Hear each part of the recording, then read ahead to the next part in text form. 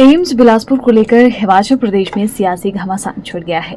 पूर्व कांग्रेस सरकार में स्वास्थ्य मंत्री रहे रामलाल ठाकुर ने जहां एम्स की टेंडर प्रक्रिया में गड़बड़ी और भ्रष्टाचार होने के आरोप लगाए हैं, वहीं भाजपा प्रदेश अध्यक्ष ने कांग्रेस पर पलटवार कर बिलासपुर एम्स के विस्तार में रोड़ा अटकाने के आरोप लगाए, जिसको लेकर अब रामलाल ठाकुर ने शिमला में पत्रकार वार्ता कर एक बार फिर भाजपा राष्ट्रीय अध्यक्ष जगत प्रकाश नड्डा पर जमकर राजनीतिक प्रहार किए।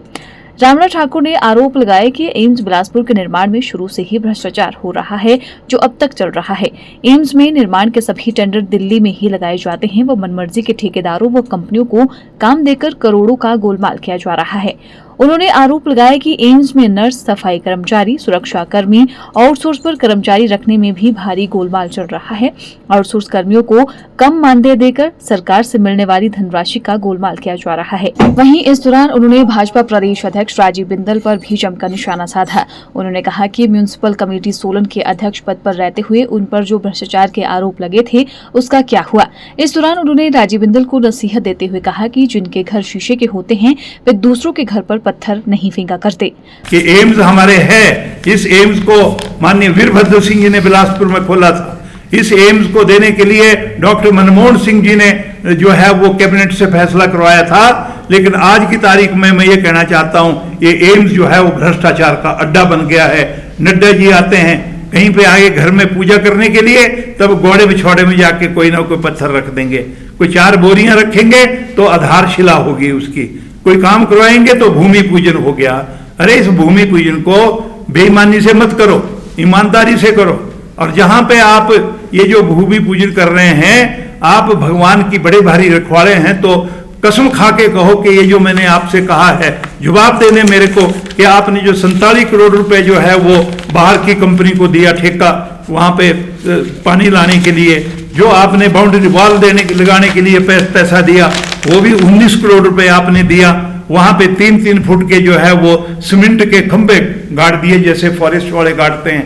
कहां गई वो boundary wall? There is no boundary wall on this spot. उसके बाद 18 लाख करोड़ रुपए का आपने ये जो बिल्डिंग बननी है स्प्लिट करके जो है, ठेका जो है ना 18 करोड़ का है, लेकिन बिल्डिंग बना रहा है 278 करोड़ रुपए की। और मैंने तो देखा, जब हम मौके पे गए, वहां पे लोग गए, मौके पे फोटोग्राफी हुई कि कितना ये यहाँ से हुआ।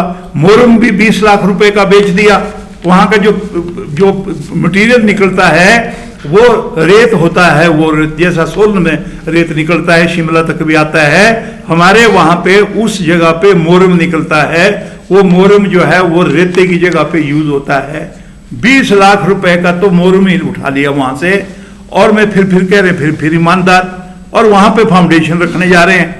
वहां पे बड़े बड़े लगा दिए कि 278 रुपए की बिल्डिंग का मैं फाउंडेशन स्टोन रख रहा हूं, लेकिन उस बिल्डिंग का अभी तक टेंडर भी नहीं हुआ है।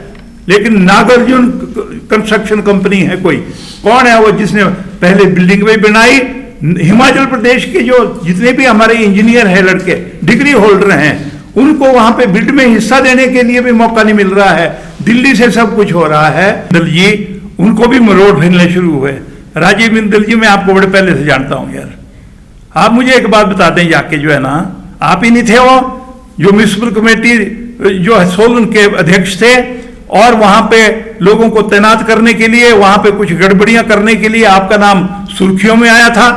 कोर्ट में केस गया, चार्ज फ्रेम हो गया, एविडेंस होगी।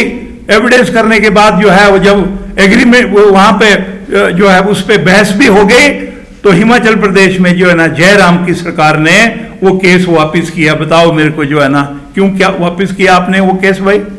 और फिर जाके, क्योंकि अपील में गए थे, वहां सुप्रीम कोर्ट में भी लिख के दे दिया कि सरकार ने क्योंकि केस वापस ले लिया, अब सुप्रीम कोर्ट में हम अपने केस को जो है ना प्रेस नहीं करते।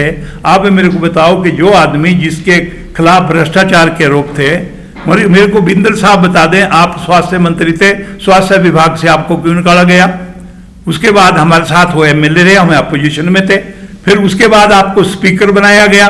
स्पीकर बनाया गया तो हिमाचल प्रदेश में क्या, पूरे हिंदुस्तान में कोरोना का कहर आया। आपकी सोलन की फर्म से जो है ना कोरोना में भी गड़बड़ हुई। अरे उसमें कि सरकार ने, मैं कहना चाहता हूं, जो सेक्रेटेरिएट में भी जिन्होंने जो है वो गड़बड़ करी कोरोना के फंड्स की, अब जब वो हम यहाँ सोलन से जो है वो इनकी इनकी अपनी एक फर्म थी, जब इसमें वो फंसे तो उनको जो है वो स्पीकरशिप से भी निकाल दिया गया। आज वो आदमी ज्यादा बोल रहा है। इनके पग पग में भ्रष्टाचार था, चाहे वो विधानसभा के अंदर थे, चाहे वो विधानसभा के बाहर थे, या उसके बाद आज की तारीख में भ्रष्टाचारी ज्यादा बोल रहे हैं। मैं नड्डा जी आपसे कहना चाहूंगा, यहाँ तो जो है ना, जब पीछे जो है यहाँ पे दिल्ली में सुप्रीम कोर्ट ने फैसला दिया कि इलेक्टोरल बॉन्ड जो है वो जो है ये असंवैधानिक है, ये नहीं ले सकते, तो नड्डा जी आपका नाम तो उसमें भी सुर्खियों में आया है। कई कंपनियों ने लिख के दिया कि हमने इलेक्टोरल बॉन्ड राष्ट्रीय अध्यक्ष नड्डा जी को दिए, तो आपका नाम तो जो है वो बंगारू लक्ष्मण के साथ आ गया।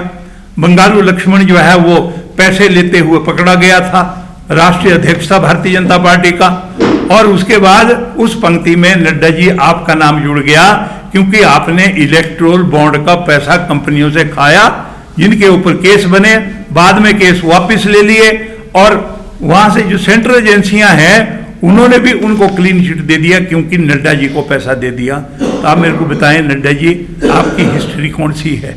Bureau report, channel 9, Shimla.